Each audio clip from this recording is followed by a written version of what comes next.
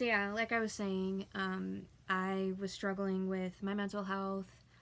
Um, it was killing my back working at that place. I didn't have any back issues before I worked there, but now I have chronic back pain, which is starting to get better, but like yeah, it has not been fun, like, at all. So um I just really struggled because it was like waking up at 4 a.m., rush to work, eat breakfast there, that if you didn't bring your own food, you had to pay for the food that they were serving.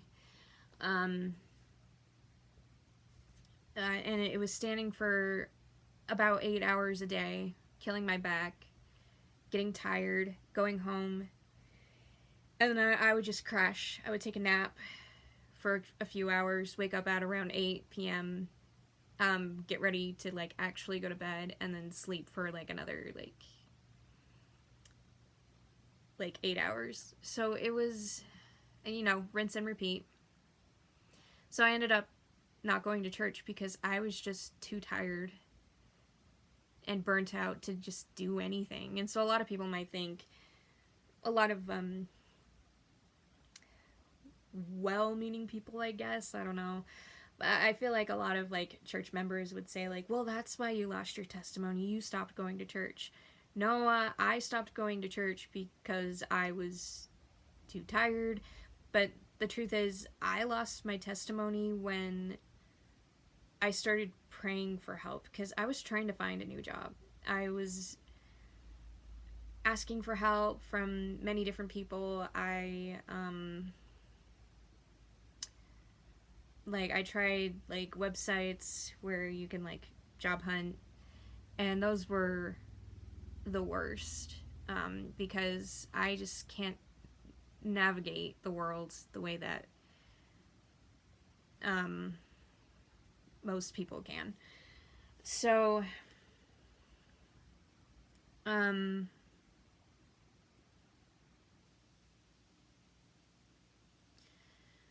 I would end up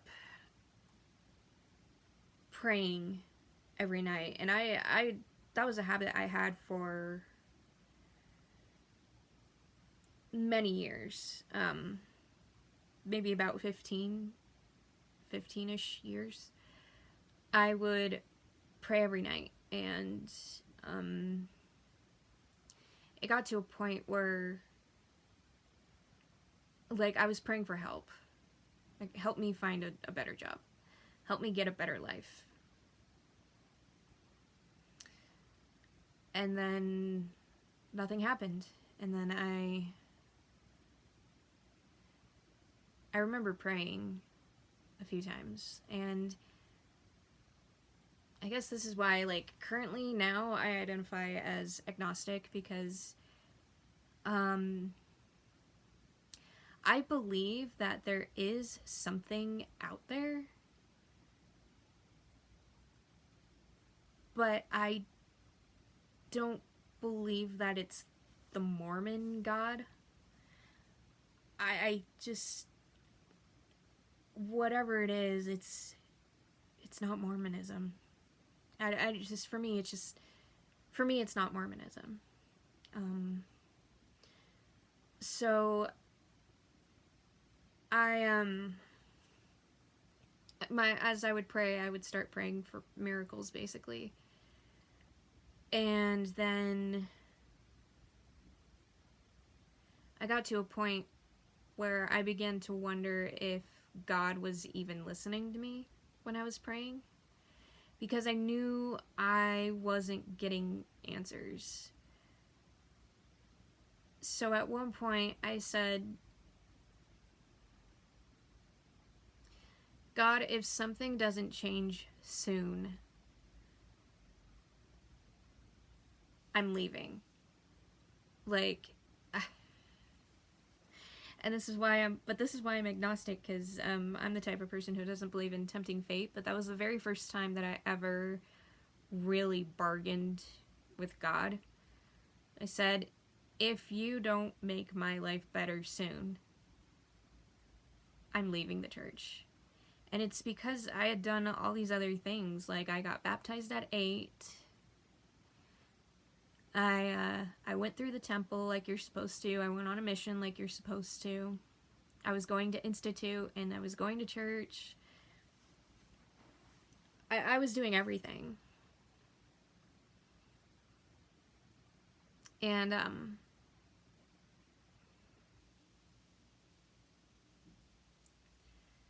then I remember one day, it just like occurred to me one day while I was sewing. I was like, I'm sewing underwear for a living. I'm sewing fucking underwear for a living. And it really got to me because deep down I knew that's not what I wanted from my life. I went to college before. I went to college for 4 years, only to have this realization that it just led me to sewing the same exact thing every day with no meaning behind it, no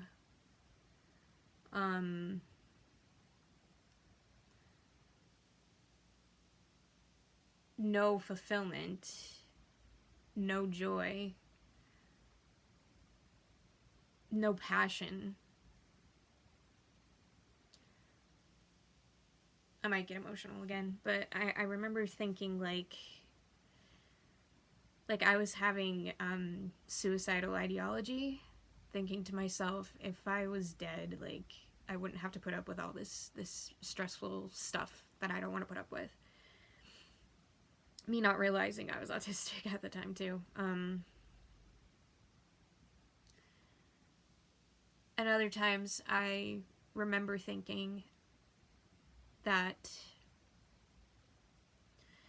if I had known that I went through all these other things, like I went to college, I went on my mission, I graduated high school, I graduated college, like I did all these things, and I remember thinking, if I had known going through all of that would just lead me to a job where I'm sewing underwear for a living, I would have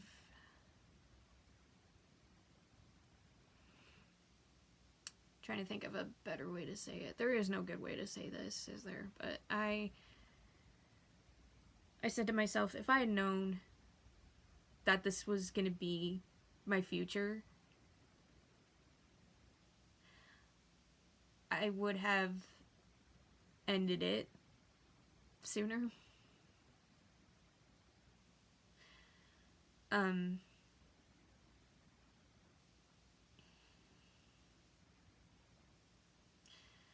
And then I remember like hearing that same thing, like, oh, God has a plan for you. And I remember thinking, your plan fucking sucks. I don't want to be here. This isn't what I wanted from my life. This isn't what I've been working for in my life. I wanted to publish a book. I wanted to do something with art, or, you know, I was trying to do this. I was trying to do YouTube, and I just felt like I was failing at everything. And I was making pretty decent money while working where I was working, but I learned the hard way that money really doesn't buy happiness. And I know a lot of people would disagree with me. They'll be like, oh yeah, Trisha, like, money does buy happiness. While it is true, money can buy things that make you happy. Like, I just did my STEM toy video. I had to buy those with money, but realistically, at the end of the day, for me, that is not a motto that I live by. I do not believe that money can buy happiness, because when I was making money and I was buying things that made me happy, I wasn't really happy. I didn't want to be alive. And yeah, that was not an easy time for me to go through. Give me a second to check my notes. So yeah, I began to wonder at that time if God even cared about me. And then I got my autism diagnosis and everything made sense and fell into place. But issues kept coming up, and I tried to explain, like, I started using my FMLA, but then my manager at the time, she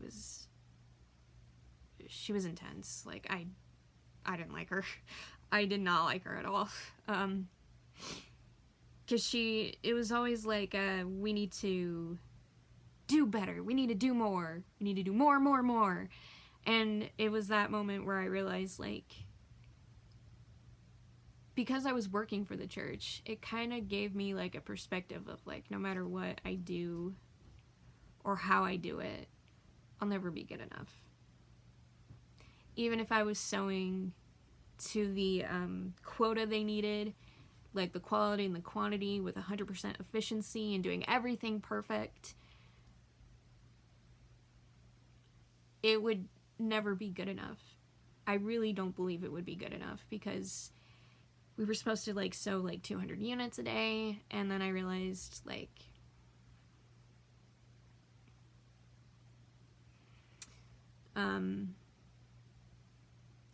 if I had hit that daily quota just by myself, I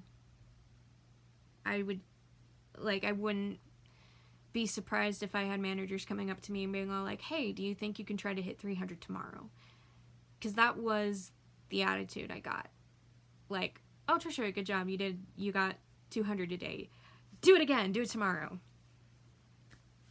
Didn't feel like I had accomplished anything anyways, because, again, I did not want to be there. I didn't want to be a sewing machine operator. I wanted to be a writer. I wanted to be an artist. I wanted to be an actor. I wanted to sing and perform. So I wanted to do art. Being there was not where I wanted to be, and that's why I hated it. And I remember I went to some coworkers, and as I'm like, I would talk about some of these things where I'm like, I'm not doing well. I'm not doing well. There's one coworker who said something to me that will always stand out to me, though. So, it was actually kind of nice. But I remember we were talking about something, and I said, I think I'm losing my testimony. And her response was, you've had a very rough year, haven't you?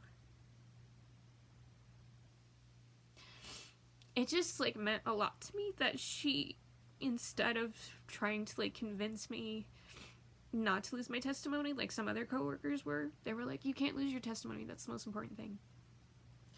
Not this girl. This girl cared about my feelings, and she validated them. And she basically was like, yeah, there's a reason you're losing your testimony. You're not going through a good time. You are having it rough. And that just meant so much more to me than people lecturing me about, like, don't lose your testimony. That's the most important thing you'll ever have. And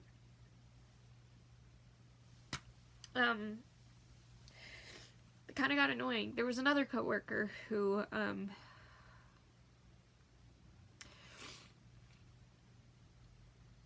told me, well, maybe you just need to pray more. And I'll admit, I kind of blew up at her. And I said, I have been praying every night for almost my whole life.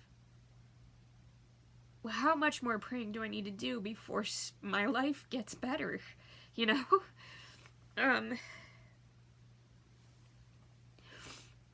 So yeah, I did kind of blow up at her, and that's what I told her. I was like, I have been praying. That's the problem. I've been praying, and nothing happens. Nothing ever happens. So there's other details that I'm not super comfortable sharing.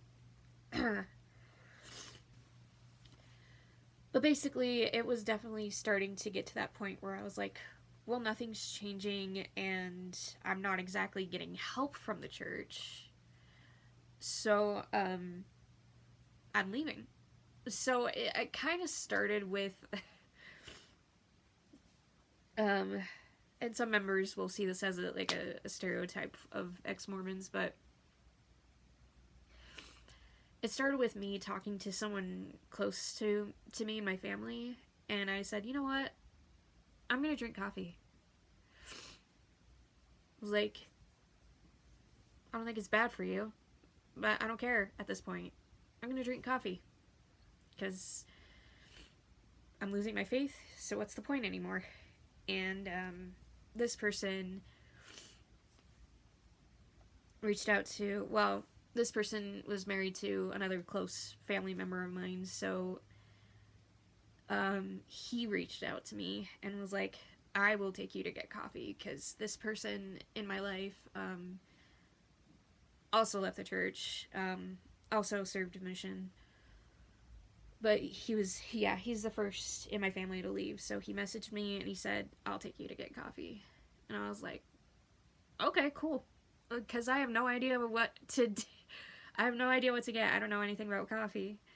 And I'm never gonna claim that I know anything about coffee. All I know is that I like certain flavors. That's it. So yeah, then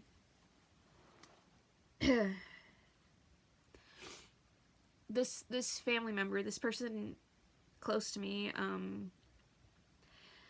I'll just say, like, he really helped me through my faith crisis. And at first it was more of like, I need a break from church, because like I'm too tired to go anyways. So I'm taking a step back, and it is ironic because I was working for the church. So I said, I'm gonna take a step back. I need to do something else. And then this family member said, you should absolutely be allowed to do that. He's like, you're not bad for having a faith crisis. You're still you. You're still a good person. And if you need to take 1 month or 1 year away from church, you should be allowed to do that. And at first I was thinking, maybe my testimony will be stronger when I go back. But then I read the CES letters, and this is going to sound weird, but for those who, in my subscribers, if you're a member of the church, I don't recommend it, because there's a lot of incriminating things, and it's definitely a situation of like, once you see it, you can't unsee it. So unless you are ready for that, I don't recommend the CES letters. There was also an article I read that someone had posted on the Ex-Mormon subreddit. And the Ex-Mormon subreddit, it's been very nice to be on, because there's a lot of supportive people. Occasionally there's like a Mormon apologist that goes on and like makes very weird comments, and it's like, you're not on the right subreddit, dude. We're here to like support each other. You coming in here and like being mean, that's not gonna make us come back. We're gonna stay away. Like, it's not gonna help. But yeah, I found an article, 3 Meetings with an LDS General Authority, by Grant H. Palmer. And I won't share what it said, because again, if there's people in my subscribers who are still members, first of all, thank you for watching this video. I do feel like some of you are watching this because you want to understand, and I appreciate that. I was the same way. I was like, well, if someone left the church, I want to understand why, because I believe religious trauma is real. But Yeah, but that article, I do not recommend it for people who are still in the church and they want to stay. Like, if you want to stay in the church, do not read this article. But it is also very incriminating, and it's definitely once you read it, you can't unread it. And once I read that, my anger resurfaced, and my shelf officially broke. It's broken. It's broken, guys. It's dead. So I definitely realized that I'm definitely not going back anytime soon. I don't plan to. But, yeah. Thank you for watching this video, if you made it this far. Kudos to you. Thank you for listening to my story and letting me cry. I'm an emotional person. So, yeah. I appreciate it. So I hope you all have a good day and that you're all doing well. And until the next video, see ya!